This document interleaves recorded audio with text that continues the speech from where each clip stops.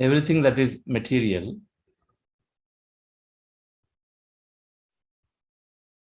our body, our environment, our past and future, thoughts.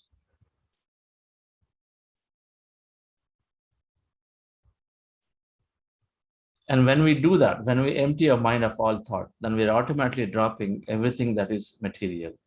And when we do that,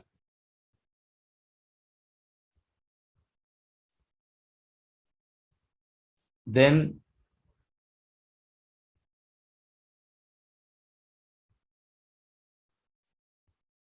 we are non-interfering into a physical body. So we are allowing the body to function well.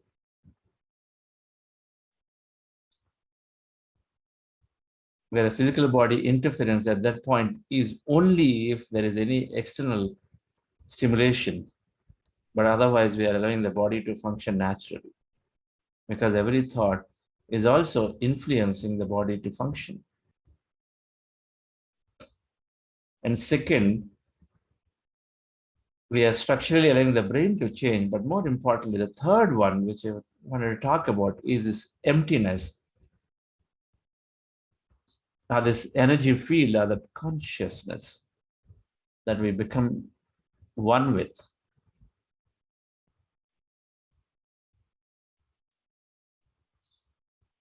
It's important to understand what does that emptiness look like, because every day we are spending a lot of time in it. Now, we may not understand it fully, what it may look like, what it may feel like, because it is infinite.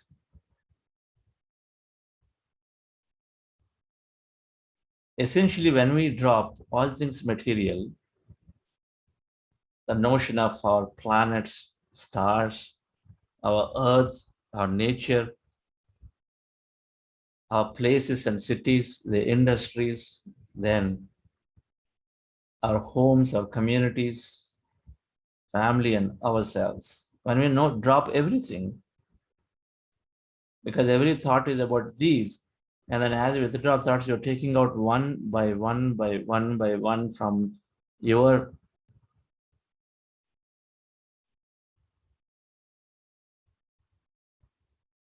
awareness. We're taking one by one. When you're taking out one by one, then we are slowly will be left with nothing around us, including ourselves, because we also, the notion of body exists with a thought.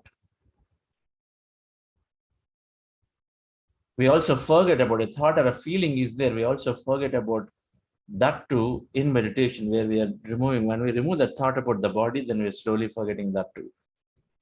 So we will be left with nothing. We'll be left with nobody around. There is no one there. There are no places there. Because we are dropping all our past, there is no time there. We also don't even think of any of those. So we are in that state. And so that emptiness is what we are spending time every day. So the emptiness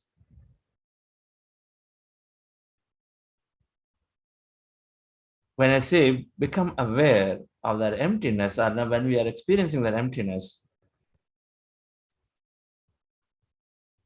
it could be what color, it could be any color that you are, whatever that emptiness means to you. It could be blackness, it could be dark, it could be violet, bluish, it could be like a sky, it could be like a sea. If for you emptiness means immediately sea is what comes to your mind as from the childhood, and if you've been living at the coastal areas and then every day you would watch in and say, wow, what is empty? Everything is empty. Then that's perhaps what it may come to you, or you may experience it that way. Because this is an infinite field, and there are no sun now. There is no moon there, and there are no planets there. If sun is what is giving light, so that's also not the notion of sun forgotten or sometime. So one may think that it could always be very dark, possible. But it can show up in many, many ways, because that energy, that emptiness is now, it's all energy field. Emptiness, all energy. That emptiness can appear to us in many ways, because now from science perspective, it is an unlimited possibility. Every possibility is an experience. Every experience is nothing but a thought and a feeling.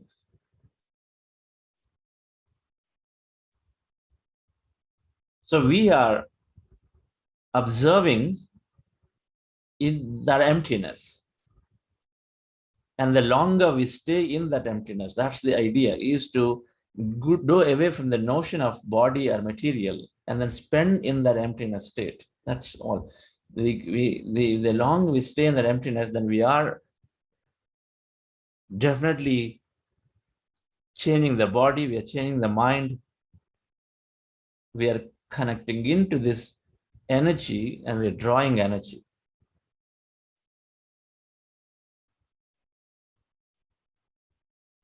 With a process called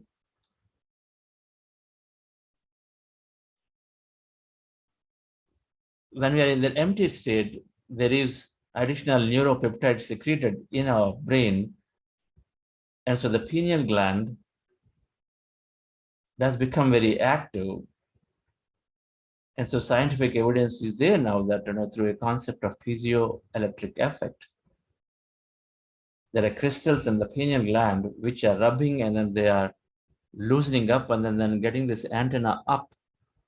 Then we go empty, and then it starts receiving that unlimited possibility of anything to anything.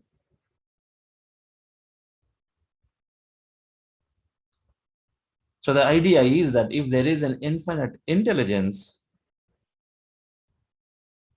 and then we are receiving, we're connecting in with an antenna. When you go into meditation, we silence ourselves completely, then that chemical seems to get produced more when we deeply, deeply rest the body. Like in sleep, whenever you deeply rest, then we are slowing down our brain waves, and so automatically we are going into that state, because this brain seems to produce that chemical. From many, many thought to become lesser and lesser and lesser and lesser, and few to none.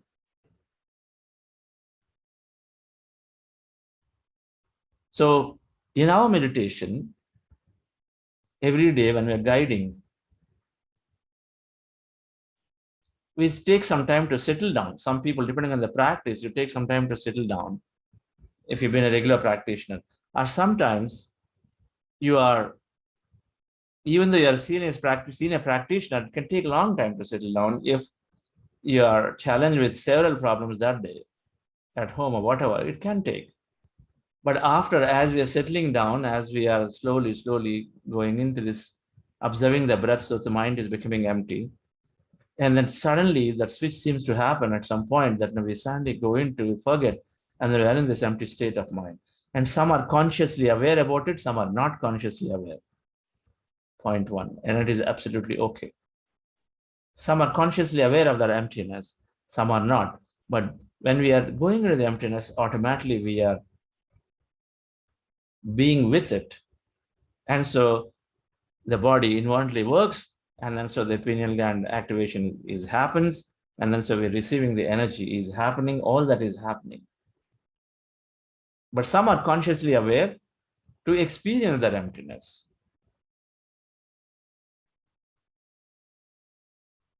So our guidance is going into become aware of that emptiness on your left side, right side, inside, outside, all around.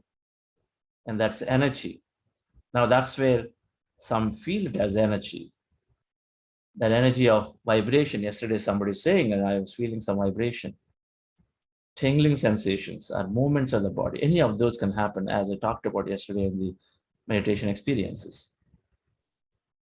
The experiences are just merely telling us in the initial state that, okay, there is something beyond body, that you don't imagine something, but it's going to show up there.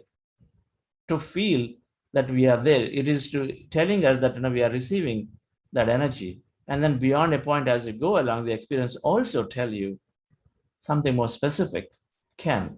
Then, or there may be that energy, that signal information that we receive, because everything that we receive is energy, is information decoded. In spiritual language, it's called Akashic records. Akashic records. We've heard this. And so these Akashic records are encoding information about all things that exist ever, before and past and future, because when there is no time, past, future, everything present exists simultaneously. So it's there in the decoded, and then we are gathering those records about ourselves, about everybody. If so, it is required for us. But that's a different aspect. But the point is that we are receiving information that is very relevant to live a beautiful life. Let me put it that way. If you are an inventor, you might receive some insight. If you are trying to execute a large project and you got some challenges with the problem with this or that, it might give you some insight, a solution for the problem. If there's a relationship challenge, then it might tell you something to do specific. Go and get those flowers and give, if that's what it is. Whatever that may be, that we start developing and receiving that. So, dear friends, this emptiness, when I say become aware of that emptiness, I'm asking you to, if you are consciously aware at that point, to be able to take my guidance, then I'm asking you to then just reinforcing that there is this emptiness around. If you're not consciously aware, you don't have to bother about that. No, I couldn't follow the guidance, not required. Now you are in a trance state. There is a state that happens where someone is in trance, where you vaguely hear me, you vaguely hear the music, vaguely hear my guidance, but you don't know what I'm speaking.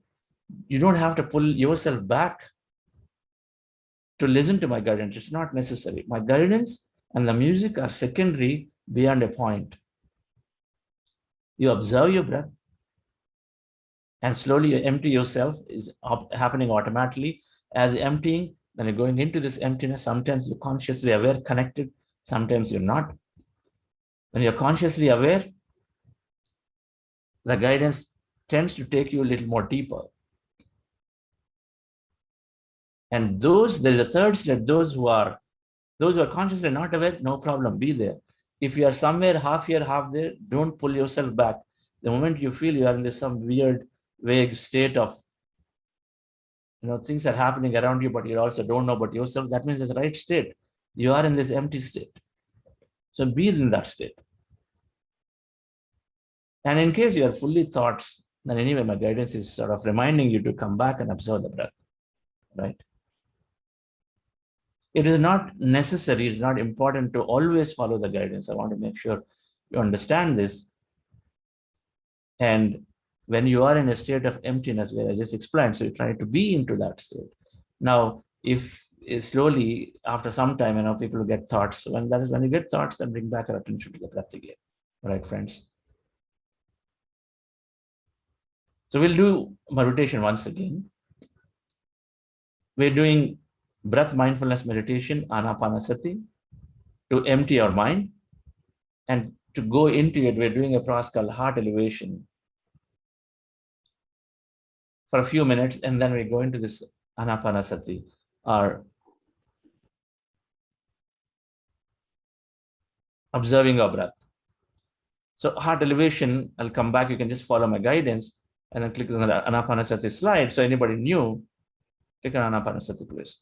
Anybody new, this is the posture. You sit down on the chair or on the floor, very, very comfortably, legs crossed, fingers into fingers, eyes closed. Remove the specs. And then observe your natural breath. In the middle of the eyebrows, take that as a reference point, and then observe that natural, normal breath. You don't forcefully inhale or exhale, just observe your breath. And when you observe your breath, mind becomes empty. In case you have thoughts, bring your attention back to the breath and then observe again. And as a newcomer, please go back and listen to day 1 and day 2 videos to understand this process much more. Yes, so let's go into meditation once again, dear friends. Relax yourself, sit comfortably with your eyes closed.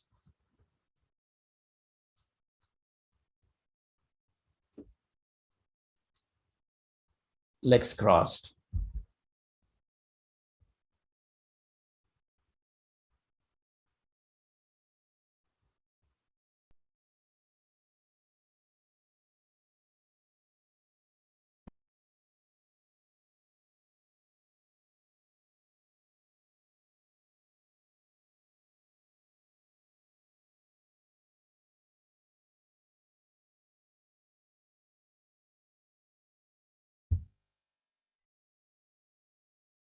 Dear friends, dear masters, keep your hands on your chest area with your eyes closed, specs removed. Rest your attention on your breath and on your heart.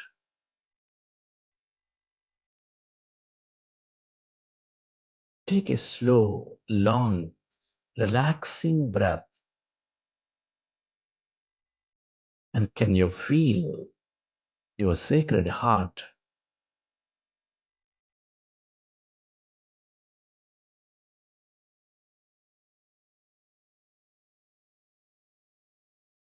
With your attention on your heart, with that slow, long, relaxing breath,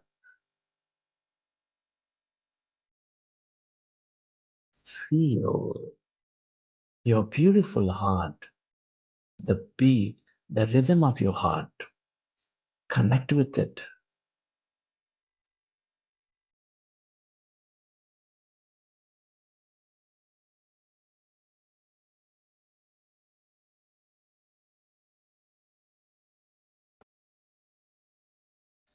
Feel that center of emotions, which is nurturing all life with its love, joy, gratitude, compassion.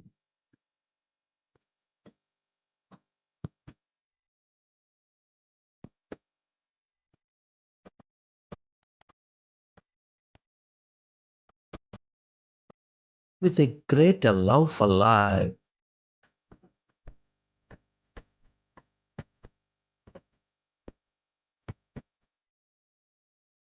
Feel your beautiful heart, dear friends, which is always there for you.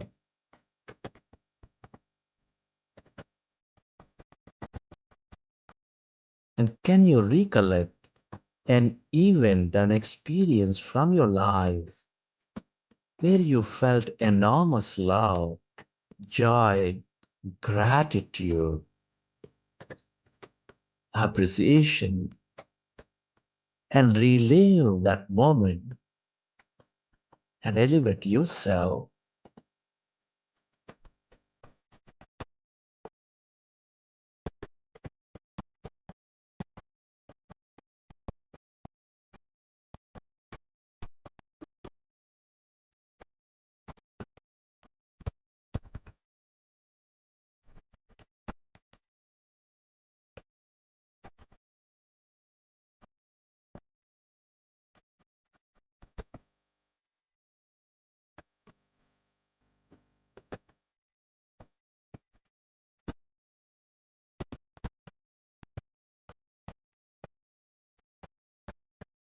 Relive that moment and feel that energy of love, of joy inside your beautiful heart.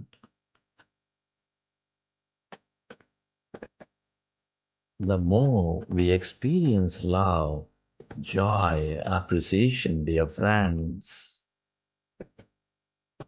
the more we become one with all things and everybody.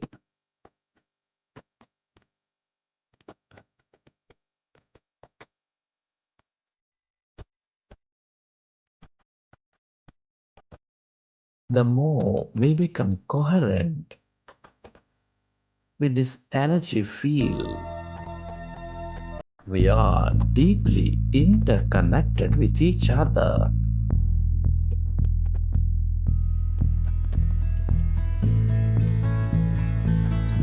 Deep inside, we are specks of energy, intricately connected in this quantum entanglement.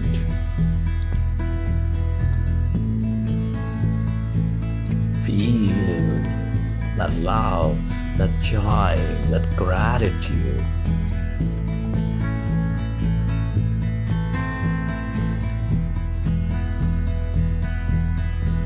And allow yourself to direct that energy to heal you deeply.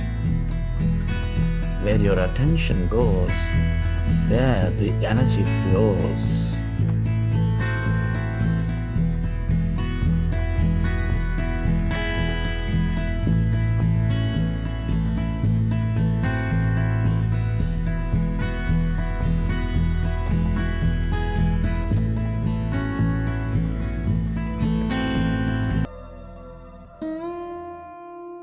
And slowly, dear friends, let's go into breath mindfulness meditation.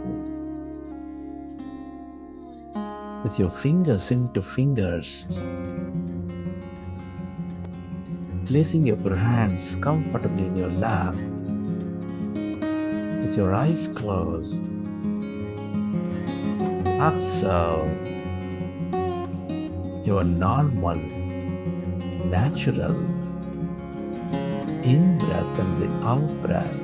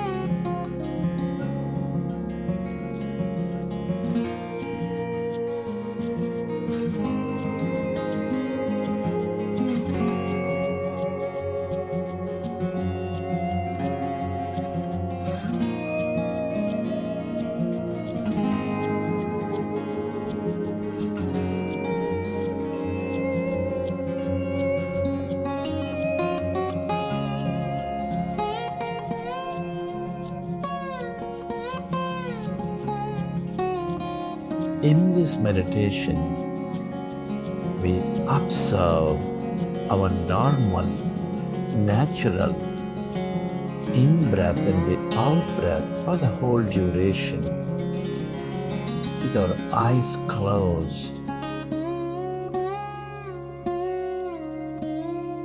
When we observe our breath, our mind becomes empty.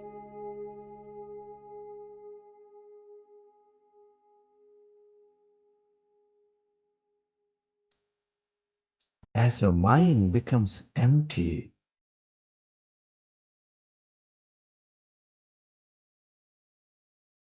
we experience that greater emptiness, that energy all around.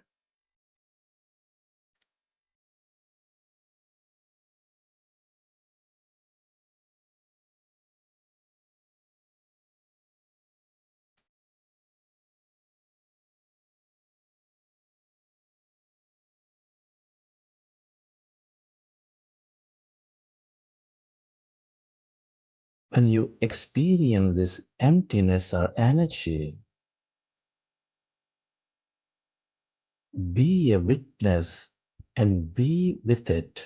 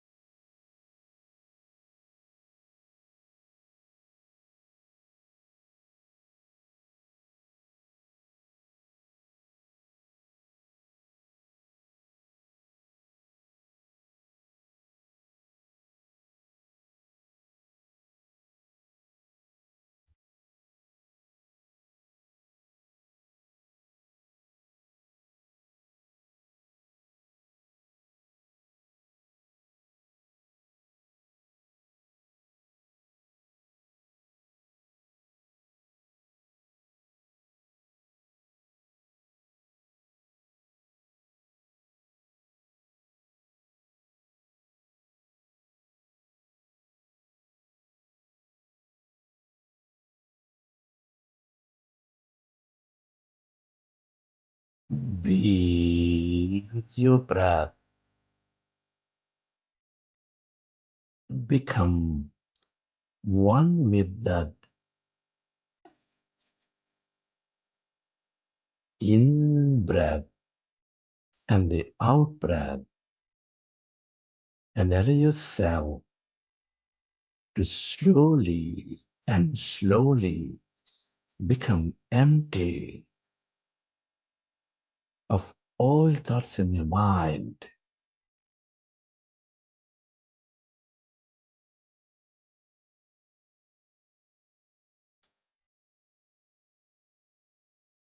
Observe any sensations in your body.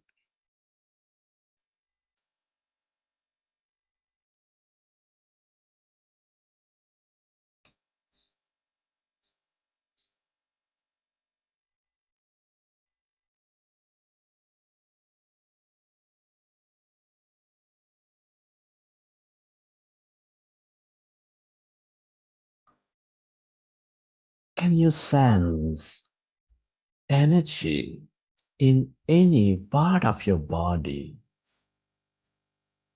all around your body?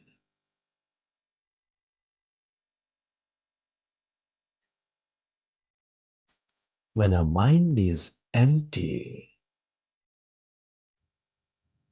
we channelize all that energy into the generous present moment,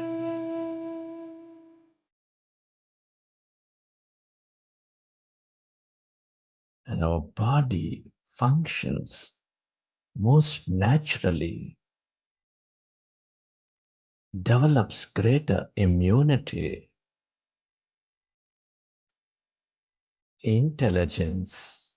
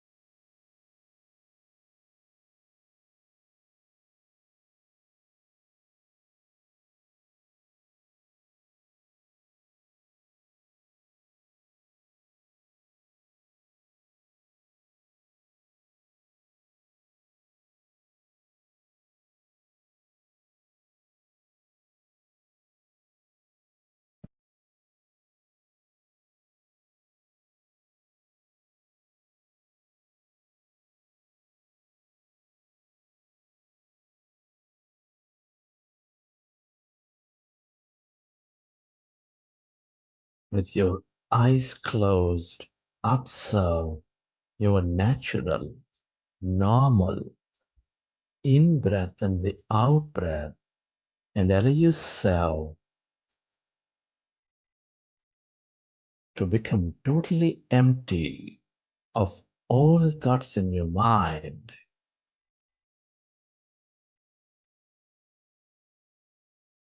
Become aware of the emptiness inside of you, all around you,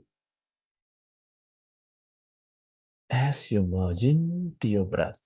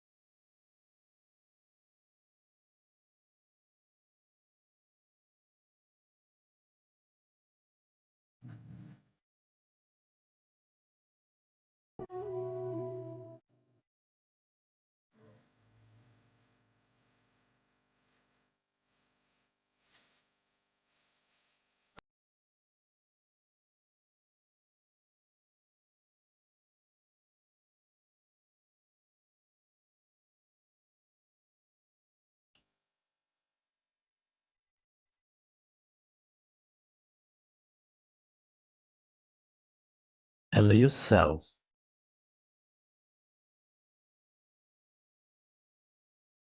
to merge into your breath and allow yourself to become totally empty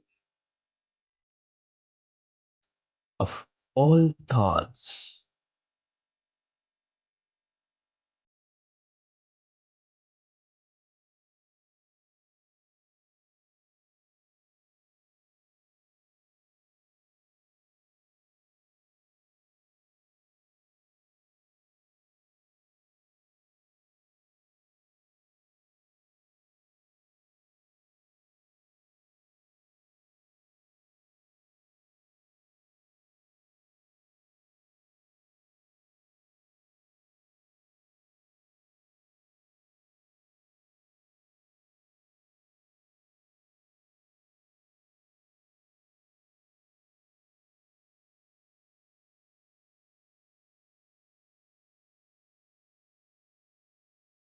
As your mind is empty,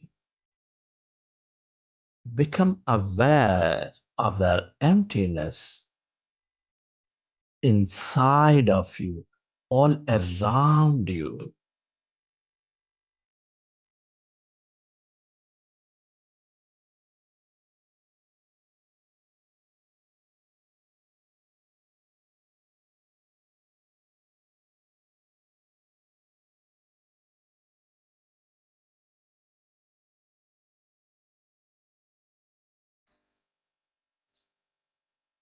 Become aware of that emptiness where there's no body, where there's no thing, no place, and no time.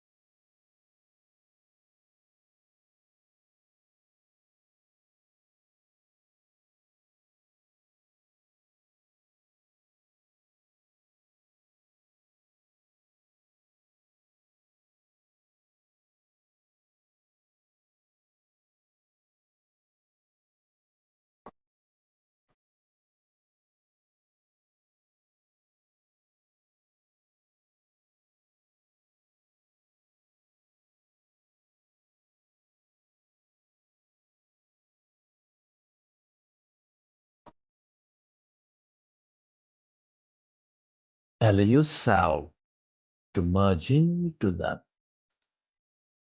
emptiness, that blackness, that void of no body, of no thing.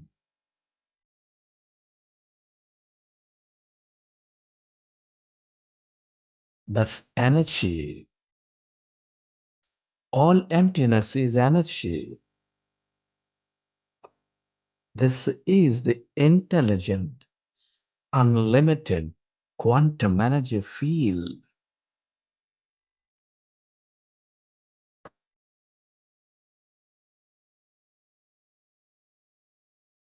The longer you stay connected to this field, the more you become of it and the more you receive from it.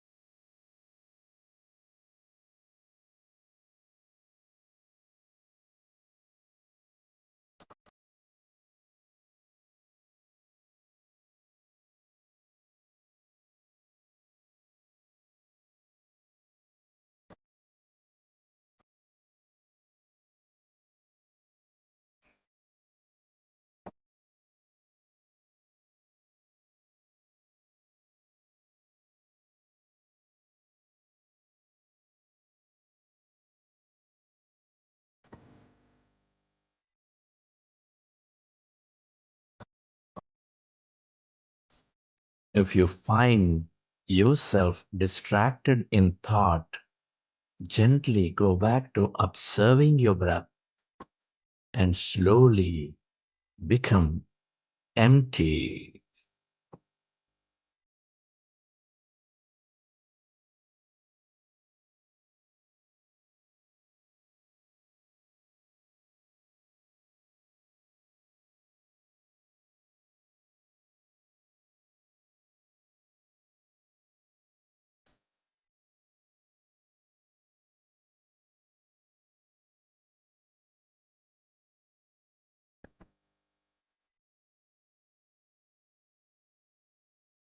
The longer we stay connected to this field, the more open we become, the more creative we become.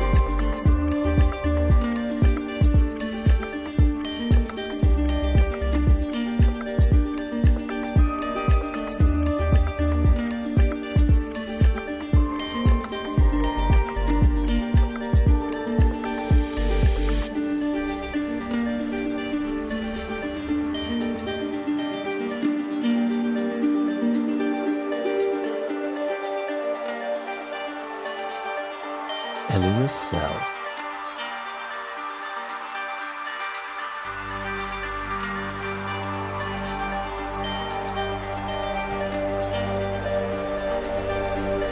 To stay connected to this emptiness but void by energy.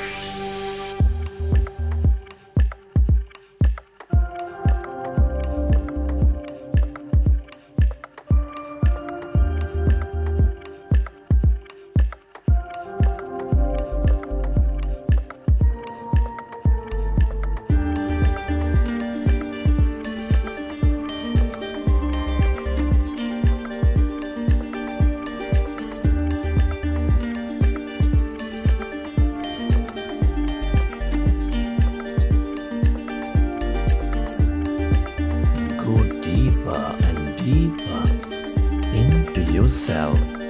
This is your divine self. This is the quantum consciousness.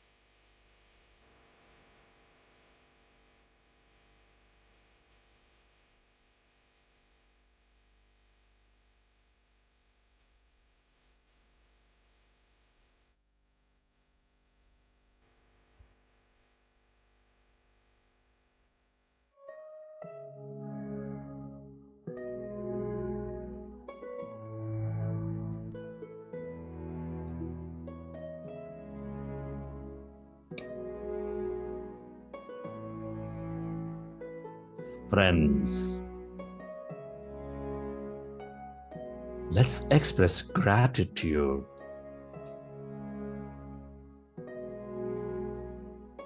It's an honor and privilege to be experiencing this life at this time of history. Express your gratitude to all things and everybody, to your parents, to your teachers, to your mentors, to all the people in your life, your family, friends, colleagues, and everybody. And be thankful to this nature, the bird, the fish, and the animals. And deep gratitude to all the things you use, the technology, the places you visit, your systems. And be grateful to yourself and to this quantum field, to this universe.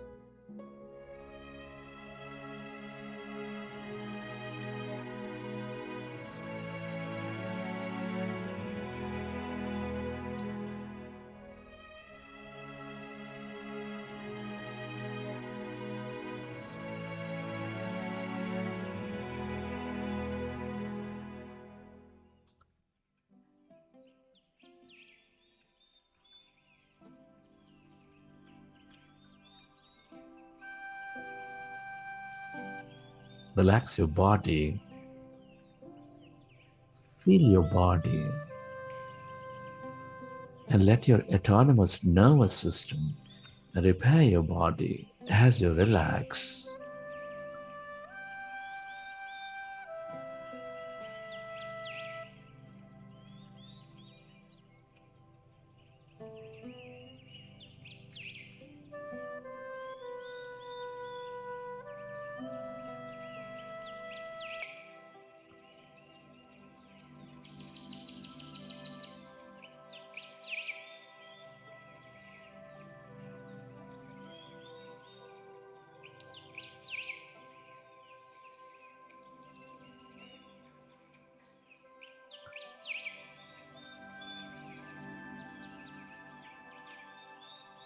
As you relax, recollect your experiences from the session. How did you feel?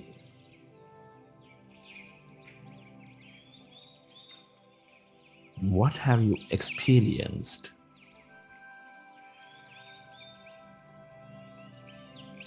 What did you see?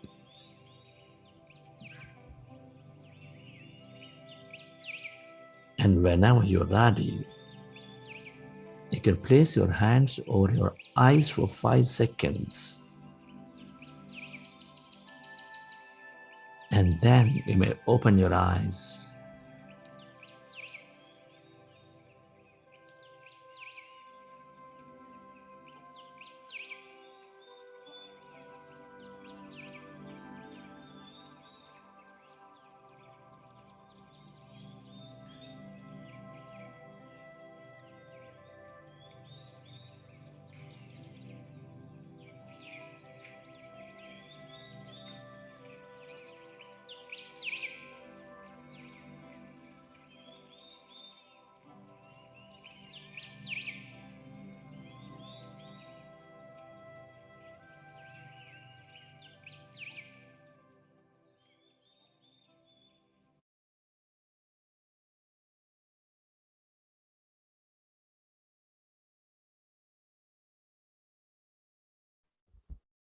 Okay, dear friends.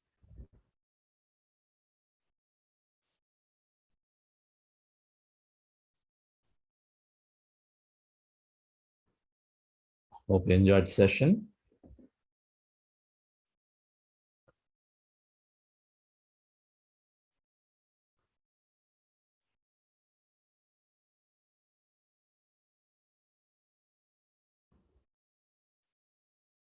As you're relaxing in, I'd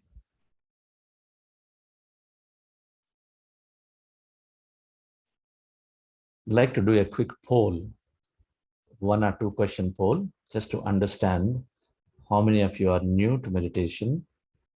Can I launch the poll, please, Arvind?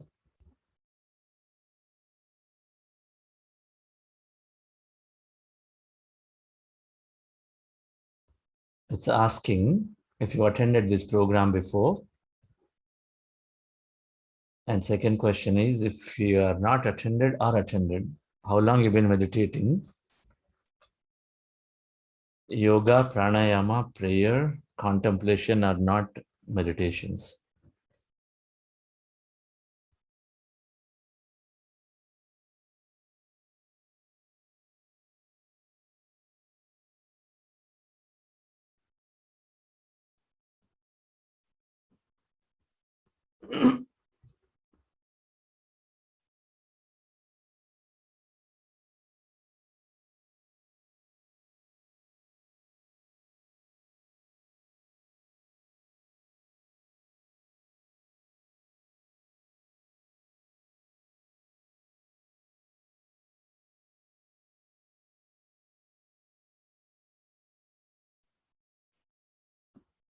We need more.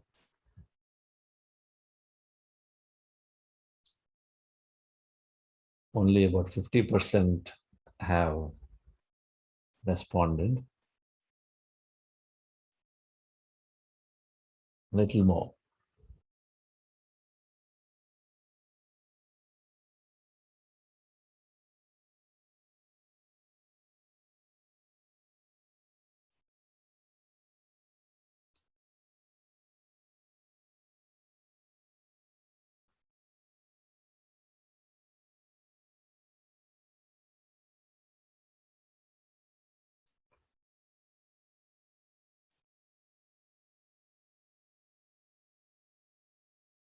Okay. Arvind, I can close.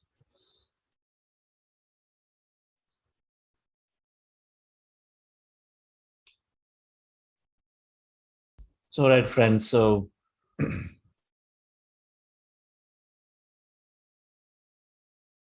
clearly, there are many who have been attending the program before.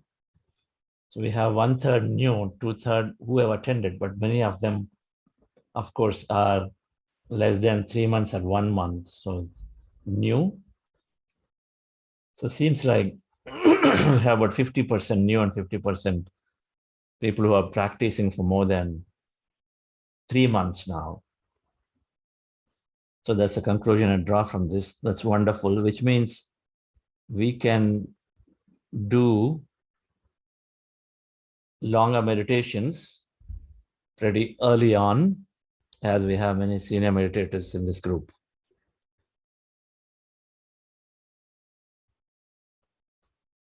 Yes, Mr. Anil Kumar. Just take one sharing. Very good morning. I'm Anil Kumar from Bangalore. Today is my second day. My question is when I concentrate on my forehead, let's say that's the third eye, whatever I do. Tingling happens initially. At some point of time, it fades away, the tingling. And my question is am I concentrating properly, or else is it just a normal that after some point of time, the tingling fades away? Yeah, it is normal because the experience that we get is unpredictable. So it can be there for the whole duration. It is there for just 2 seconds and goes away. Or you get something else, or you get nothing. So it's all completely unpredictable. It's not linear. So day to day also it changes. If some people may experience for 3 days many things, but afterwards for another 1 week nothing, or for 1 month nothing, right? So this is an unpredictable. It's an infinitely possible field. So what happens when is not linear. So anything can happen. But you are in the right meditation because you felt tingling sensation. So at some point you're all definitely empty. The reason it's tingling here is because that pineal gland is getting active. Third eye, which is essentially the pineal gland, is right in the middle of the brain, with here and here, and then here and here. So a lot of people feel it because of that thing getting active, right? And some people don't feel it. Doesn't mean that they're not having it active. It is getting active, right? Okay. I have a second question. Takes very short time. And I heard the word you were saying that Akashic records. So if we do the meditation, we can access the Akashic records. What exactly that means, and how long does it take to access that? I mean, how long do you have to meditate for it to access it? Because coincidentally, yesterday night only, I just heard that word about it actually. And coincidentally, today morning, I just heard from you. So just wanted to know about it. Is it the apt time to know? There is every day in meditation, we are connecting into this field.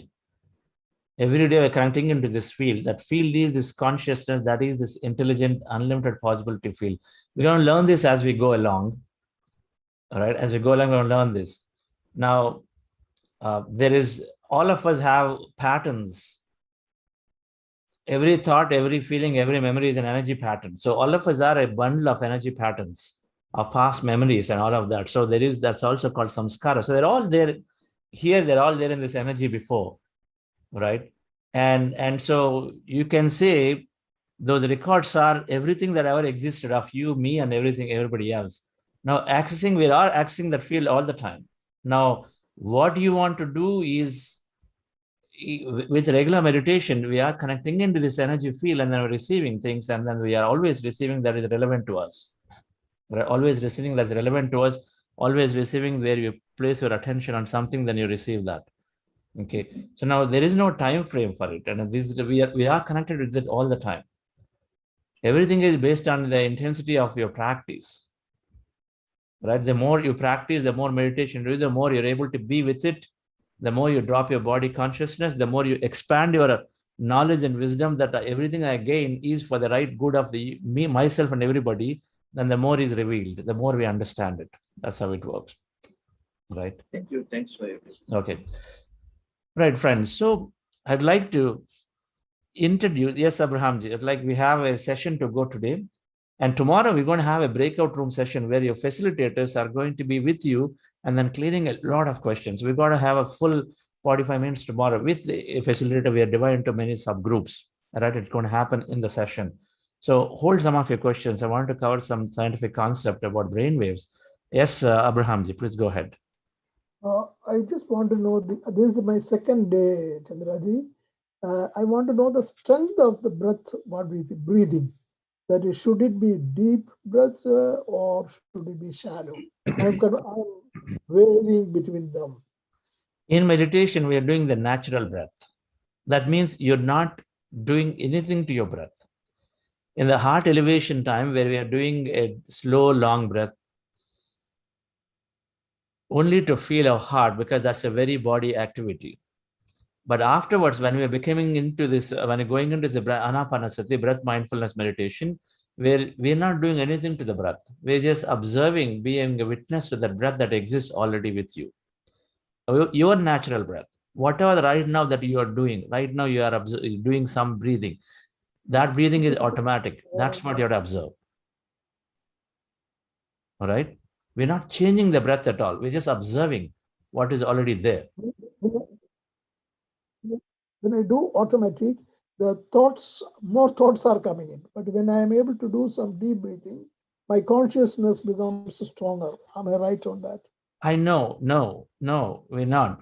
By breathing, that means we're still trying to do something external, some other activity to distract ourselves from the thought. We don't want to do that. Right. Then we'll always be with that breath and we'll not be going away from the body. See, breath is still the body. Our goal is to go away from the body, away from this life. So that means we have to forget that completely, right? Got it. Got it. Thank you. Yes, thank you. All right, friends, I wanted to introduce quickly some of our facilitators who are there with you and then engaging with you in the groups, right? So tomorrow they're going to, of course, be with you for a long time. So let me start with Namita madam. Please introduce yourself.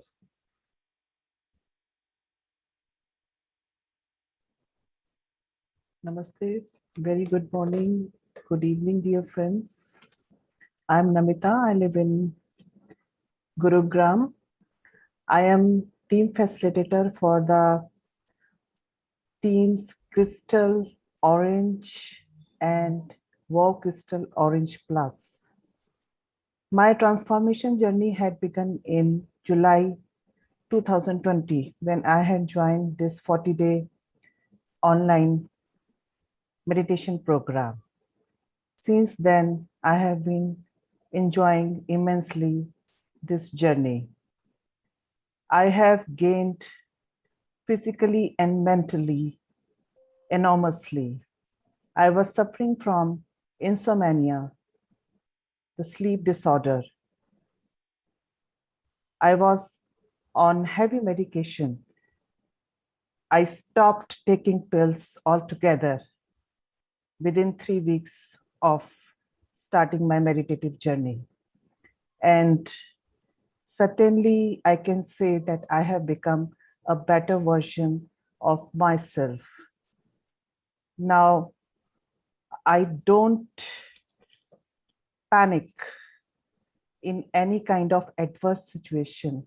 I am able to handle the pressure in a better manner, though I have not succeeded completely, but yes, still. And most importantly, I have started enjoying small things in my life. I am happy without any specific reason. I don't need some particular work or task to be accomplished first and then feel happy. I am really thankful to Chandra Sir, Vani ma'am, and the entire team for giving me this opportunity to be together in this journey. Thank you so much. And moreover, as a facilitator, I always like interacting with the participants. This gives me the opportunity to learn more. And the responses I get is also very enriching. And I really feel happy. Thank you, sir. Thank you, madam. Thank you. Wonderful there. Yes, let me introduce, yes, Mr. Jagan. Please go ahead. Hi, sir. Namaste, everyone. My name is Jagan, and I'm working as a project manager in a MNC, and I have 18 years of experience, IT experience. So it's been 4 years that I have been meditating, and I've seen a lot of transformations in my life. And from past 4 years, I became a non-vegetarian. I became a vegetarian, and my whole family became vegetarians now. And what I got from meditation is more clarity, more intuitions related to my work that improved a lot of productivity and my career growth. And apart from that, I can see that huge a whole day I became energetic. So my working hours drastically improved. So which helped again to my career growth, and I gained a lot of wisdom, and uh, I'm the team facilitator to the groups Crystal Blue and Crystal Blue Plus, and this is the 6th time I'm doing as a team facilitator. Thank you, Chandra sir and Vani ma'am, for giving this opportunity. Thank you. Thank you, Jagan. Wonderful. Jagan is, there is, every facilitator has so much of knowledge with them.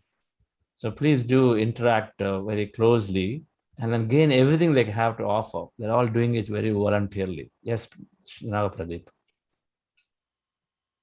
Good morning, friends.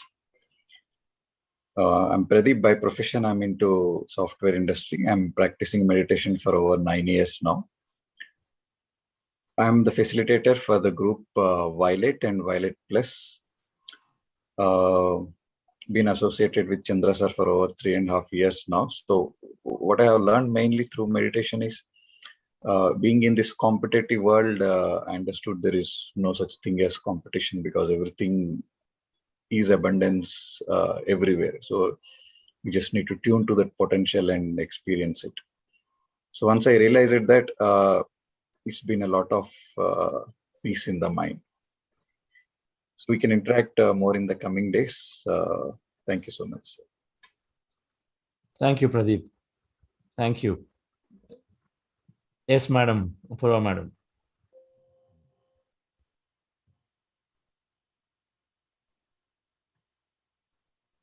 Yes, sir. Hi, everyone. I'm Apurva Konmurthy, and I'm from St. Louis, USA. I'm an IT professional. I'm the team facilitator for the groups Indigo Plus and Indigo, and I have been practicing meditation and attending to Buddha CEO programs from last 1 year. It has been a wonderful experience, and I have transformed a lot. I have become more mindful, and I am able to heal myself. I had some health issues, and I have come out of it, and it's really a good experience. And meditation has improved my creativity and learning skills, and I was able to achieve my certifications. And also I had did some manifestations which have come true. And this is the first time I got the opportunity to become a facilitator. And I'm very happy to assist my groups. Thank you, Buddha CEO team and Chandra sir, for this wonderful opportunity. Thank you. Thank you, Madam. What are your groups? So Crystal Indigo Plus and Indigo Plus and Indigo. Okay, wonderful. So we'll introduce the remaining two facilitators tomorrow. We have two more groups. We'll do that tomorrow. Lakshmi, Madam, we had an announcement before I just talk about a couple of concepts. Yes, sir. One is on the self-assessment survey link that is sent to all of you.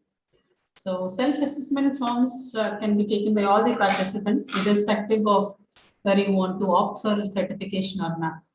So this is the best way of assessing where we stand before we started the journey and after at every regular interval, right? So I request all of you to please take up this survey and gauge yourself exactly how we are progressing in this journey. So far, we have received around 251 responses, out of which we have 210 participants opting for certification. So in case anyone else wants to join the certification group, please feel free to submit your survey, and then we can get back to you on this. And point number 2, in the Violet group, we have by some technical glitch, we have a lot of people getting added to the group. So we are planning to shift them, few of them, then we move to another group. Okay, so don't be surprised when you see yourself in a different group other than Violet. Of course, you will continue to be there as a part of Violet group too. And it's you can opt whether you want to leave Violet group or continue in that. So just want to inform this to all of you so that it doesn't come as a surprise. So to certain queries on registration to WhatsApp groups. So please register to the program at buddhaco.org/crystal. I have pasted that in the chat window. And after registering, even if you are not getting added to any WhatsApp group, please drop a note to the phone numbers that is there in the chat window. Yes, that's it. Thank you. So that's for those who say they could not get added to the group, right? Okay. Anybody new who just got the link and joined, if you can register, then automatically you will get a link to join the WhatsApp group. All right, friends. So I'd like to cover a couple of concepts that what meditation is doing to our brain. One of the biggest things that it's doing is it's actually changing the brain, but some things are happening on there. So let's understand these concepts. Over the period, we're going to understand what's doing to our body. Next week is all about body and a little bit of the mind. And then, of course, then later on, we'll understand this whole energy field consciousness. It's about body, it's about mind, and then it's consciousness. We understand all these three deeply during the 6-week process of how it is either changing or how it's making us benefit from these three things significantly, right? So let me share this slide.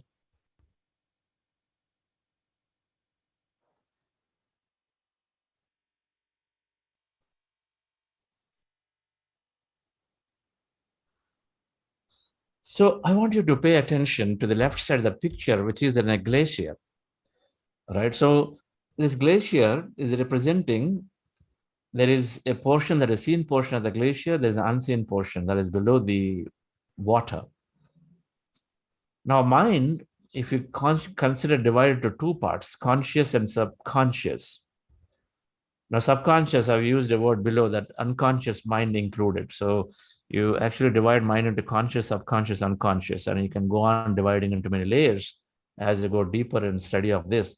But for a moment, simplicity, there is conscious and there is subconscious. And in between, there is a barrier, and that is this analytical mind, which is like acting like a barrier between conscious and subconscious. Now, what is conscious mind? Conscious mind is that seen portion, which we are using only 10% of it. The subconscious, we're using 90% of it. It is the big portion of our daily activity is 90% is driven through the subconscious mind. Whereas the conscious mind, which is, we're utilizing about 10%. Now, the conscious mind is responsible for logic or abstraction, short-term memories, your willpower, learning, decision-making, your visualization, reasoning, practically everything that you're trying to do or anything bring a new change they're bringing in is trying to be done through this conscious mind. We're learning a language, it is here. If you're reading a book, it's here. It has to support you.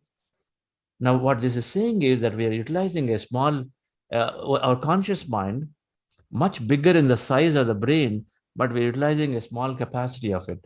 Whereas subconscious, much smaller in the size of the brain, but utilizing more of it. Now, subconscious, which is bottom side, where you have this routine thoughts, routine feelings, our behaviors, our attitudes, our beliefs, our habits, the perceptions of people and places and things.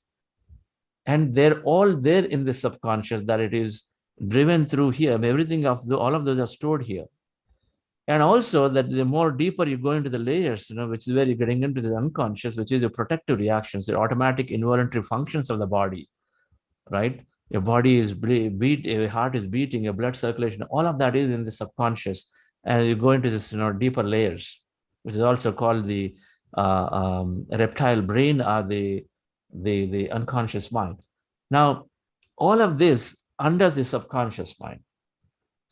Now, 90% we're operating through this.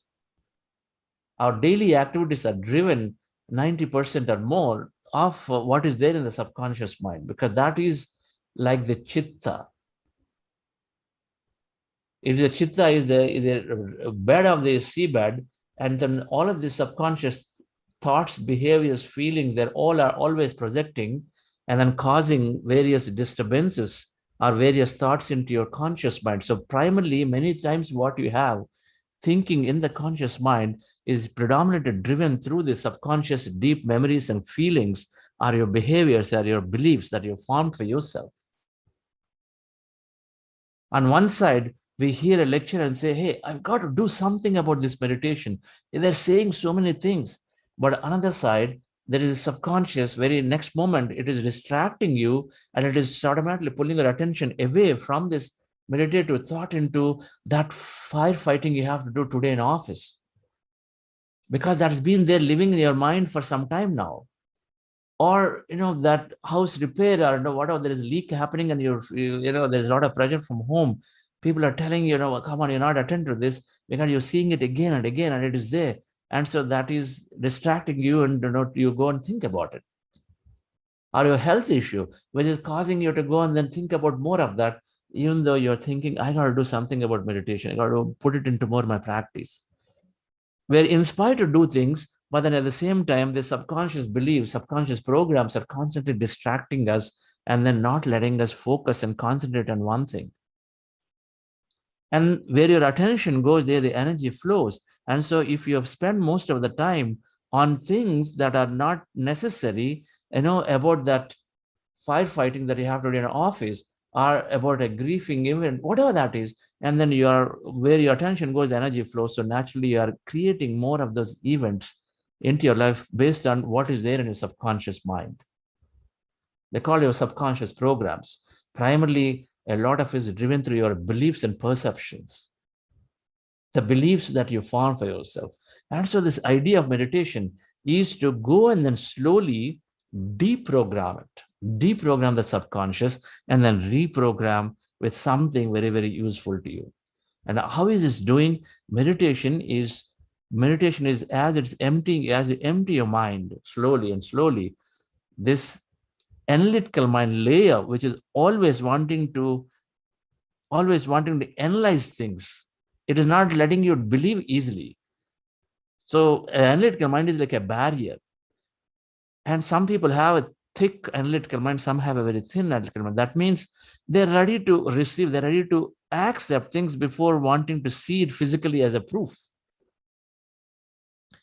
Some people are stuck and saying, unless I see proof, I can't go forward. But some people are saying, let me take that as a thesis and let me work with it, experiment it and see for myself.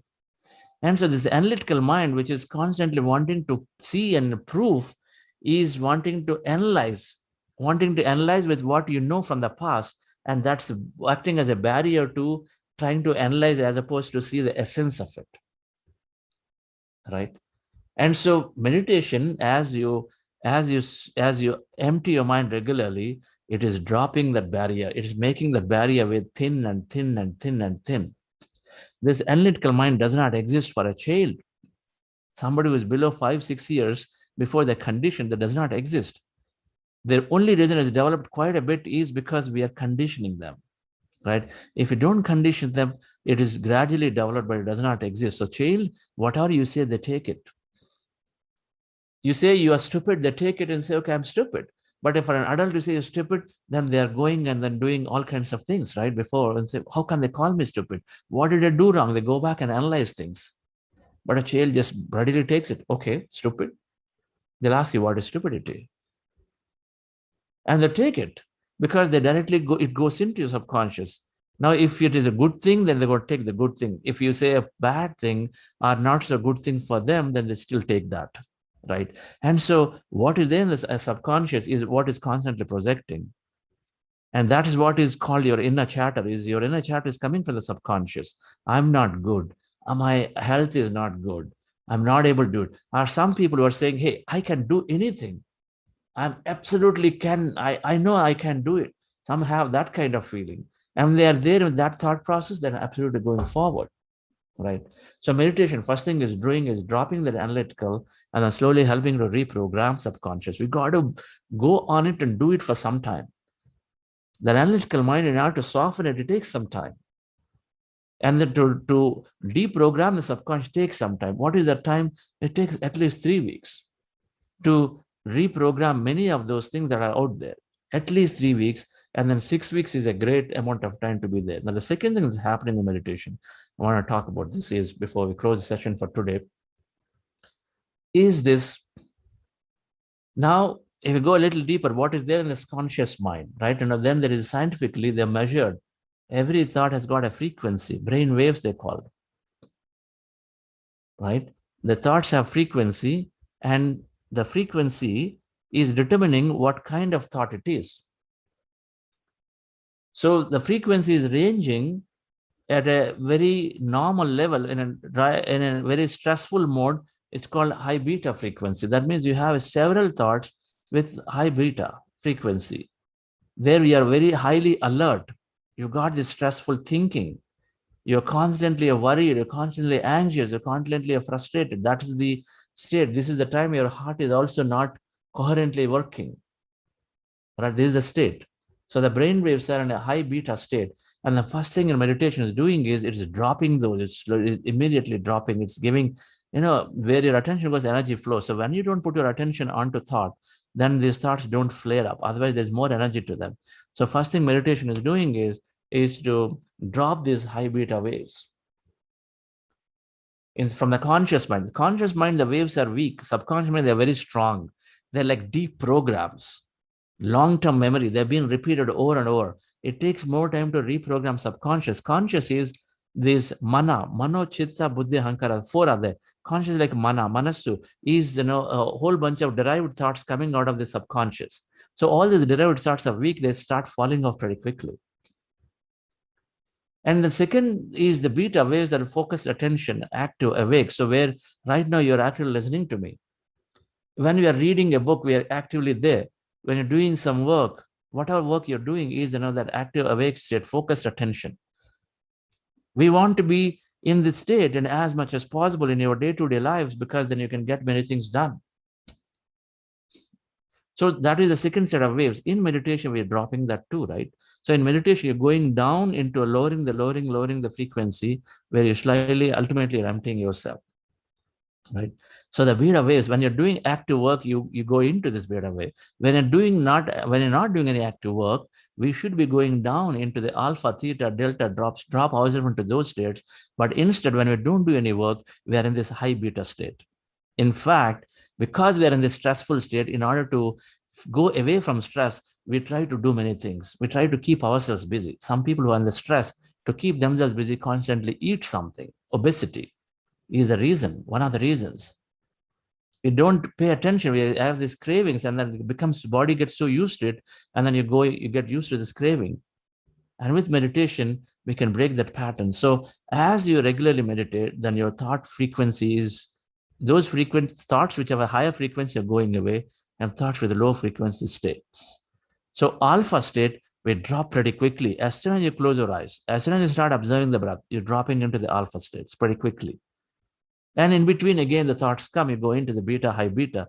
Again, you're pulling yourself back into this by observing the breath into the alpha, which is positive thinking. You're fast learning. I've increased my speed reading. I've increased my reading. Earlier, I used to take, even to read, like say 50 pages. It would take me about 50 minutes. These days, I have to do 50 pages. It takes me about 10 to 12 minutes. I read quickly and I read faster. I'm able to read many books because you start scanning instead of word by word. You start looking at a paragraph simultaneously. Our brain has the capacity to do an image reading. A whole page it can scan. So you can simultaneously pretty quickly look at and watch the brief gist of that paragraph, It's not necessary you know it. Our words need not be fully spelled right, but the moment you know about them, consciousness, even if you have 5 mistakes in it, when you read the word, you can really catch it and say, yes, it's consciousness, because you have the capabilities, it constructs. And so the more you meditate, you have faster learning, faster reading, synthesizing, all right? More relaxation, positivity. Then you go into theta, is in a beautiful state, very beneficial state. You start gaining insight, solutions to the problems, right? And these are these flow states. That means you forget of time and space and you are into deep concentration. And so this is where you get a lot of things done. When people who are, when you align to your purpose, when you align to things that you really like, then you're going into this theta state. In meditation, we go into the states. When you're in a deep meditation, we are usually spending time in theta and delta states. A lot of times we're standing in theta and delta states. Delta is deep sleep or deep trance, a highly aware state in delta. Either you've gone into the deep sleep where it's very beneficial to the body, or in the delta, in the deep sleep state, they've discovered there is certain genes which is up-down regulating for cancer, right? The prostate cancer and then several others are down regulating the genes in this deep sleep state or this delta state, where you are, and meditation is naturally taking us to these states. Those who go into deep sleep, that means dreamless sleep, are in this state. Meditation is also taking us right there very quickly. And so that means very beneficial. And then beyond a point, sometimes we go into the supernatural state called gamma, where we got the whole brain synchronously working, and then we're getting many, many things done. We're significantly there. So sometimes it happens. But the point is, the more you meditate and regularly do it, then our thought frequencies of having around 50 to 67 thoughts drops down. For a regular meditator or a period of time, you are generally in a less number of thoughts, and then mostly you are in this alpha state. Even in a wakeful time, you go into this alpha state. And then when you're engaging in some work, you're going into this beta, active, awake state, but otherwise you're dropping yourself back into that state. And then you are in this less number of thought states, and you're generally in this positive thinking state. Things that happen to you, but you don't take it very negatively. You're always looking for a positive aspect of what is it there in that I can learn. When things good happen, we're all good anyway. But when things not so good happen is where we go into a spiral spin. And this is where meditators are generally staying in this positive. A lot of comments, they say, I changed me completely. I'm different person now. I do things differently. I'm slowed down. I don't get panic. They're all coming because we are in this state of positive thinking and deep relaxation state mostly. Right, friends? So meditation is structurally causing us to be in the lower thought states. And then as a result, we start changing as a personality significantly. More we'll understand tomorrow and later, dear friends. Thank you very much for your time. This week is about an overview of meditation, scientifically understanding. We'll understand more on this topic on Friday again. So Fridays, Monday, Wednesday, Friday, I'm doing a session, longer session talking about these concepts, and the rest of the days we have other things planned. Tomorrow, we're doing this breakout room, so I understand this tomorrow. Thank you all and have a wonderful day. And anybody wants to have any questions, we have our share your we'll be here till 8 o'clock, so you can stay on. Otherwise, those who want to leave, consider the session ended. Thank you. I don't ever slow up, no I don't take shit. I got no love for the fakeness. If you wanna play tough and wanna hate this, I'll always show up. I don't ever slow up, no I don't take shit. I got no love for the fakeness. If you wanna play tough and wanna hate this, I'll always show up and make a statement. I don't ever slow up, no I don't take shit. I got no love for the fakeness. If you wanna play tough and wanna hate this, I'll always show up and make a statement. Everything I do so instinctive and so passionate. Every word I move so descriptive like an adjective. I got a vendetta against people who patented being negative when you should be getting after it. I got facts over tracks, this and that. Spitting slow, spitting fast. I could roast, I could gas. Think I'm okay at last, but I don't know if that can erase all the past. And the pettiness, a reflection of the emptiness. Hilarious, you think you're worth my time, you're delirious. Mysterious, because you hide behind a fake exterior. Inferior, you know I'll always be a bit superior. Get off of me, this ain't no humble brag. I want you to hear words, you can say them back. I want you to feel free from the chains at last, and to believe in what you got, it was built to last, yeah. Now that I've been put through hell, I never got anyone's help. I had to do it all myself. I don't ever slow up, no I don't take shit. I got no love. Yes, Deepti ji, you can unmute yourself. Hi, sir. My name is Deepti. I'm from St. Louis, USA. I joined this for the first time. So I want to ask, like, whether this meditation helps with any grief that we are going through. I recently lost someone, so I am going through lots of grief, pain, and guilty feelings. So just trying to ask. Yes, madam, absolutely. Mhm. Meditation is definitely helping very quickly to come out of grief, to come out of any guilt feelings, because it's helping us detach, but it's helping us detach, but with a very, in a great understand, with a great understanding. We're going to learn some science as we go along, that there's life continuity that exists. There's always life continuity. You're here for your experience, somebody else is there for their experience. And life on the other side is very, very beautiful. So we understand a concept of there's no death, but leaving that alone, but just by practicing regularly, we are able to accept it with a lot of strength. It gives that inner strength to accept anything that's coming, any unforeseen situation that's coming into our life, with a higher understanding that there is life continuity always for each of us. And the life on the other side is much more beautiful than life here. Much more beautiful, much more grander, much more enjoyable and pleasurable.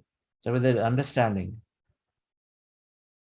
or not, we regularly meditate, then just the changes to the physiology that's happening into our body and mind, we're able to accept situations very, very naturally. Okay, just practice a few days and then you'll see for yourself. Just be with it. Because there is there is this notion that with meditation, we start gaining this understanding that I am much larger. I'm this consciousness, I'm this energy, I'm this whole thing. Everybody is with me. So you have the natural ability to connect in with people where they're here or not here. If you want to, if you wish to, one can connect in with those. You gain this understanding. And so we start having that feeling that that's fine. Nobody is really gone away from my life. Only slowly we experience it and understand what I'm saying. Okay. Sure. Thank you. That's my question. Thank you, Deepthi. Yes.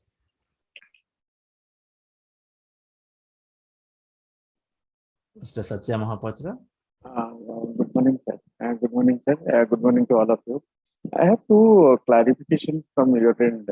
As I know from the past people, from different people, that when we are going to yoga or pranayam or any puja, we have to sit in the Padmasana.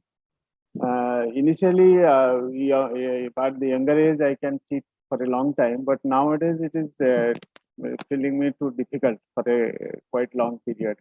So can it be anything to sit any position Padmasana, or I can sit any position? Number one.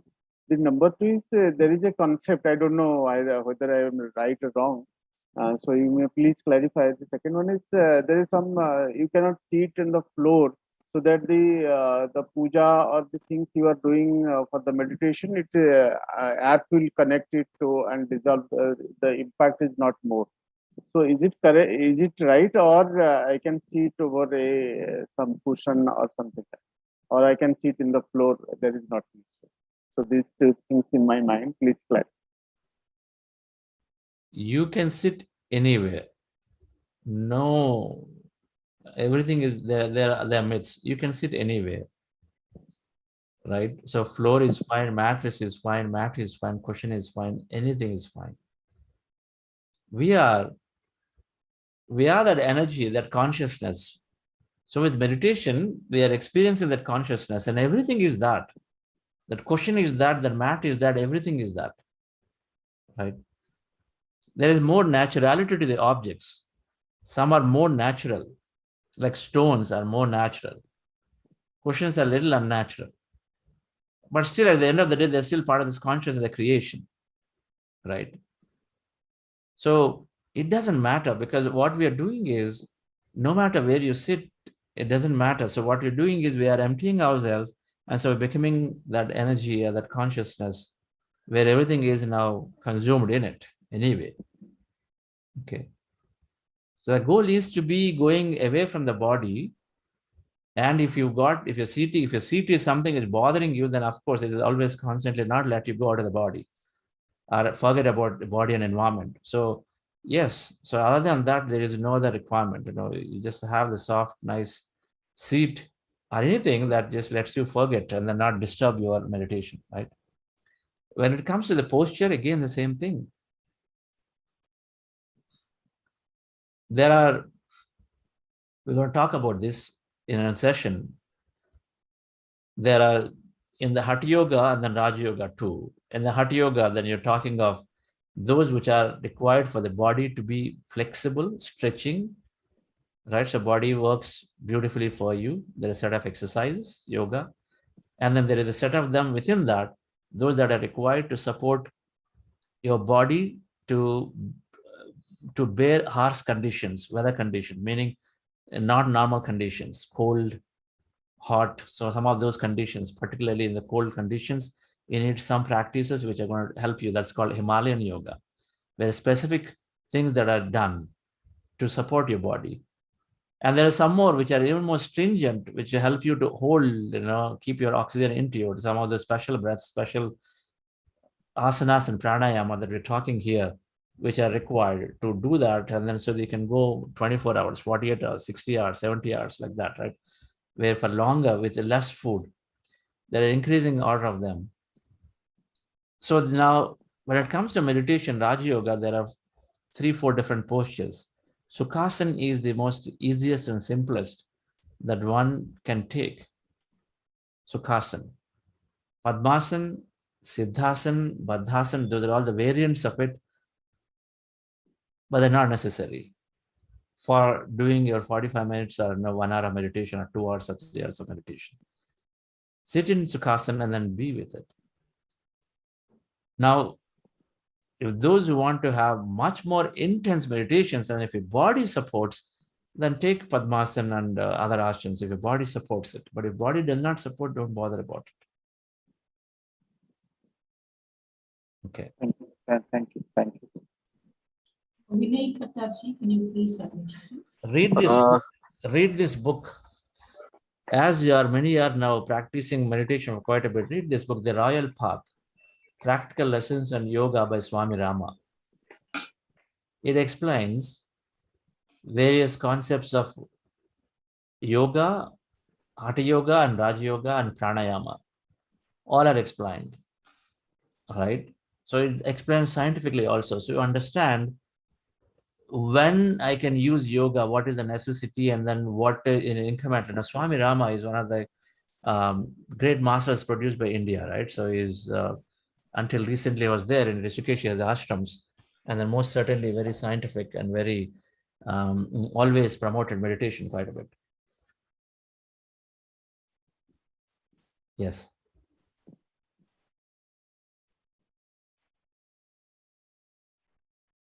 Yes, please go ahead, sir. Vinayji. Chandra sir, good morning. First, I want to thank you that showing the path for a meditation, which I was trying to do for last 6 months, but I couldn't reach to that level. But in last 3 days, what I had experienced, even today I had experienced that whatever is happening to the energy, right, I'm now able to concentrate on that. But the thing is, my thoughts are flowing haywire, and I want to concentrate on that, but I am not able to concentrate on one part. This is my first question. It is natural, or it has to be more practiced, or I'm doing something wrong with that, so that I can improve it. That is one. Second thing is that there is a deficiency in the nutrition, right? There are deficiency in the body. Will this meditation will cover those nutrition gaps or not? Yeah. So first one, so there is no concentration involved in meditation. Observation is there. So we are subtly observing our breath. And from breath, when we are becoming empty, we start experiencing some kind of energy or anything that you feel out of ordinary. If your body is suddenly rotating or feel like rotating, then you are not causing it consciously. It is happening. So observing the breath is subtly we observe the breath. Subtly means that there is this breath is there, not there. If there is a hot cup of coffee on the table, fumes are coming. And when I say observe that cup, you would see that there is cup, and then maybe because the fumes are there, there is maybe something hot. But I'd like you to stay that much, right? Not really go and say how much more coffee, how hot it is, what color it is. No more further analysis of it. We want to just be a subtle observation of the breath that, okay, I exist. There is a breath going in, coming out. And then when you pay your attention subtly, that's it. And then slowly thoughts are coming down. And so as thoughts come down, then we experience that emptiness, which I said, if you're consciously aware at that point and become attentive to that emptiness and then be with it is the question, is what we're saying. Now, emptiness sometimes is energy. Some said feelings. They felt something happening to the body, right? Are they seeing some visions or some colors? Now, be a witness to them. Witness means just observing, no analysis again, just observing. Okay, so there is that one, it's like a cloud going after going. So we don't really analyze unless a cloud has got like something very, very deeply different color. We don't analyze them anymore. That emptiness is there as a big canvas, like your sky, and then the clouds are coming and then they're going off one after the other, like the thoughts. The experience may come one after the other. I want you to just be a witness to the experience and then let it go. Now, if the thoughts come, if the thoughts are there, then we are in the thought. So many times we don't realize that we are in the thought. We continue to go thinking about that thought for a minute, two, or whenever that suddenly you realize you are thinking, then there's the time to bring your attention back to the breath again. Or when you hear my guidance, which is breaking your flow of thought, and then bring it back to the breath again. So now, I'm sure you are somewhere there in these states, right? So you said you're getting a lot of thought. When you're getting a lot of thought, then we have to bring your attention back to the breath. And then be with the breath again. Continue to observe. Breath becomes light, short. Slowly, as you observe, it becomes lighter and shorter. It was here, now it will be here. Sometime later, it will be here. When I say here, it is going from here to here. Initially, it is going all the way down, right? Your longer breaths are there because naturally the breath is obviously, if you start hearing, it will be longer, right? For sports people, they are starting from all the way from stomach. For other people, maybe somewhere here in the breath when you observe it. But I want you to just observe here. So the long breath, your sensation, you'll know the sensation of the long breath or short breath. So it becomes shorter and shorter and shorter and shorter. So continue to observe it. Yeah, further question on it, Vinay? Because you said 6 months you're trying, so you want to know where you are potentially may go wrong, or you can unmute yours, I guess. Unmute Vinay again. Yeah. Thank you. Sir, the thing is, whenever you are going into the third eye, right here, the focus is not able to be on this, right? It is always on the breath. So that practice, I think that needs to be practiced. Then you can be on this. Right. Yeah. I'm saying put your attention at this here to observe your breath, not the third eye. Okay. Sense, you can sense the breath. For example, if I ask you to put your finger here, then you know that there's breath going in and out, right? Now let's remove the finger and then feel. Feel whether breath is going in through your nostril or not. Just feel with the eyes closed. So if you can feel the breath going in and out, we're just saying observe the same breath as it's going in the middle of the nose to the tip of the nose. That's all. Right. Root of the nose. Okay. Just see the breath is going in and coming out from that point. So your attention is on the breath, not so much on this the space of the third eye and see what is happening here. No. Okay. Attention is onto the feeling the breath there. Okay. Okay. The sensing or feeling the breath there initially, and then as you continue to this, slowly you will go away from the senses, that breath that you're observing. So that's really the idea. So you go away from even observing this third eye region. Now I'm correcting myself here.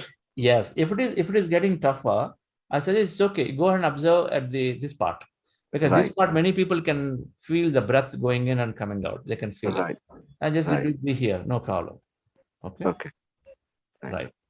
And second part was, sir, so the deficiency in the body. For example, you have a deficiency in the nutrition of B12 or vitamin D, right? And your body system doesn't allow for a longer duration to sit at one place. So that way, how I can be on that? My second question was that. Okay, so let me ask you this. This body has trillions of cell operations going on, right? Before you and I know, 1 million cells already got produced, and they're in the body now, every second. And they're all, how much of synchronization required in the body to take care of itself? How much? Do you have an idea? So where I'm going is, this is a very, very intelligent system. You know that it's not a fluke.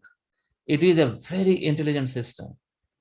If when it senses danger, it is producing chemical into the body, which to make a body distasteful. So it is even designed to protect itself from the physical danger from animals. It produces a chemical to make it taste distasteful, increasing your eyesight. It is so intelligent at that moment. So this body has everything is required to heal itself. And that's also, I'll also ask you another way. There are vegetarians, there are fruitarians, there are breatharians. There are people who are living just with the breath prana. So how can we explain about them? If food is so essential that is for us to exist, then how can we explain? There are people who just live off one meal. There are people who need all 3 meals, and somebody required 5 of them. So this is only a conditioning. The body by itself can exist. The prana is there. And then when we regularly meditate, the prana the energy, through breath we take prana, to food we take prana, that energy, subtle energy is there. And with meditation, we're taking immense amount of energy. And so those who go meditative requires, the body has capability to automatically heal itself. So the deficiencies and all of them will naturally get sorted out, taken care of by themselves. Talk to Nagapradeep. He always thought supplements are required. Now they're not required, and then he's able to go with it. That was the conditioning I had long ago when I was there in West. The proteins, nutrients, calories. I don't put my thought into that at all. And I'm happily there, not fallen sick at all in all these last 20 years, happily there. Neither do I go for a test, not necessarily I feel is necessary. When we change our mindset, it is required, it is there, and then enjoy every part of the food. So there's all programming by the industry, programming that you have to take this one, that one. With meditators, it's not necessary. With regular meditation, you experiment for yourself. You'll see for yourself that you are so healthy and happy, that's not necessary, because it's producing everything inside. Can we have Niti Paulji? Can you unmute yourself? Niti Paul. Hi. I have a question, sir. So my question is like, as I mentioned earlier in the first day of the meditation classes, like I just started like meditation from last week. It's just about 1 week, and I have been meditating like for 30 minutes. So now my question here is, yesterday, like I was feeling my head was a little bit heavy, and my, like my shoulders and everything was very heavy. And today again, like I just, in the middle of the meditation, sir, I fell asleep. So it's like my mind is going and coming. So how to control that? Like my question here is like how to stop falling asleep and again come to the conscious mind, sir. Yeah, you don't want to do that. It is a good thing if you're falling asleep in meditation. I just showed the brainwave chart, and one of the states is that delta state, which is a deep sleep state. And meditation takes us to deep sleep state. If so, it is required. Our meditation keeps us very consciously connecting to that field. Now, deep sleep is where you're also there in that field. Deep sleep is where your body repairs itself. So it is a common experience of meditation where people go into sometimes deep sleep. And many times you think you're in sleep, but you're not in sleep. You're just not aware. That's all. Okay. So there is nothing to do there, ma'am. So you just continue to be there, continue with there. So sometimes you may go to sleep, and then over a period of time, after all that body healing, inner healing happens, preparation happens, then you may not be going into sleep on a regular basis. Instead, occasionally may go to sleep, but nothing to do on that. Heaviness. Is it heaviness, sir? Is it like something natural that can happen while doing the meditation or anything like that? Because like yesterday, I felt a little bit heaviness on my head, and today also I feel the same again. But on the first day, sir, I did not feel any heaviness, and I have been meditating for last 1 week, sir. That time also I did not feel the heaviness on my head. Right. Like I said, it's very common. Heaviness is the first thing that happens for many meditators, and shoulders heavy, head heavy, or any part of the body heavy is very common in meditation. As we are going into these energy experiences, many things happen, how this possibilities show up, and then one form is this heaviness, another form is lightness. So I don't want to go analyze this experience, why that happens, but it is understood, sufficient to understand that they are happening. And what do? You be a witness to them. Don't feel fearful about it, right? Just be a witness. Just continue with your practice. You are experiencing that. Don't analyze what's happening to you, but just be with it. Be a witness. Be with it. In case you have a thought, then go back to observe the breath. Otherwise, just be with there. Just feel. Yeah. Sir, I also have difficulty, as you were saying, like to focus here. I tried like focusing on the middle of the thing, and I really have like, I tried doing it, but it doesn't work. It's coming and going. So what I'm trying to do is like, trying to focus on the middle, like in the middle of the head. Is it something like I can do or no? It's coming back again. So we are observing the breath at that point. We are not observing that point. Okay. We're observing the sensation of your breath as it is going, crossing that point and coming out. All right? Okay. Yes, sir. Thank you. So when we do that slowly, the breath becomes so lighter as we do that. And there'll be a point where you don't have anything to observe. So you have nothing to observe, and then you're gone into the empty space. Yes, please go ahead. I have one more question, sir. Sir, so here, as you know, sir, like most of the people are working, so the time doesn't match actually. So that's the reason I would like to know: is there any other timing that you have for these classes? Like when people are going to work, and even if they're interested to join the meditation classes, is there any other way how they can do it? Everything we are doing is on a website, madam. In the event space, everything we're doing, all the timings mentioned there. Okay. Apart from this time, no other timing, right, sir? Yeah, you just go and look at our website. We have more events coming up, so they are different timings. Okay. Yeah. Okay, sir. Thank you, sir. But this program is now. This program I'm doing only once in. This program is only in the morning time. It's not there, but instead you have YouTube videos. Yeah. Okay, sir. Thank you, sir. Thank you. Okay, friends. So thank you very much. Yeah, let's just take Nirja, madam. Hello. Yes. Am I audible, sir? Yes, yes.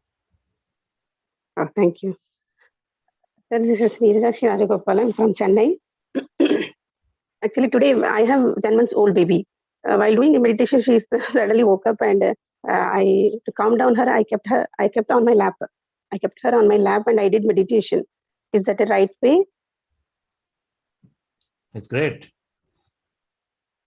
If you meditate with the babies around, next to the babies, have the baby with you, it's just great for the baby. Wonderful for children, especially young children below 5, 6, where they can't meditate, they can't teach them. So when you meditate with them or with your senior parents who need some help, when you meditate with them, it's always great for them and great for you. Okay. Okay, fine, sir. Thank you so much. Okay.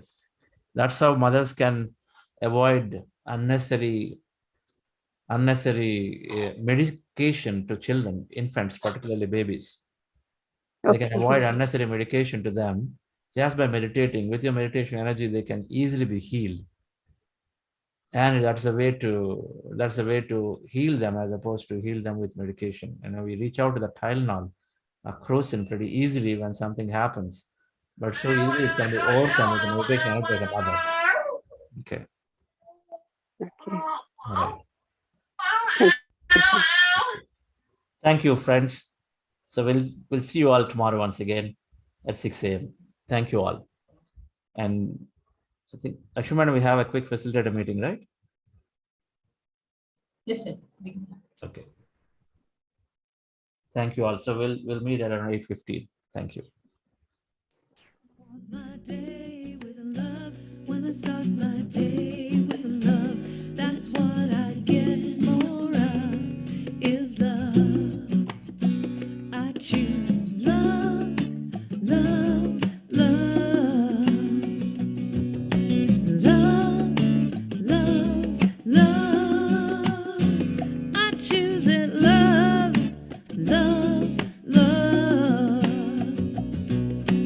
Love, love, love. I start my day with peace. When I start my day with peace, I feel that sweet release of peace. I start my day with peace. When I start my day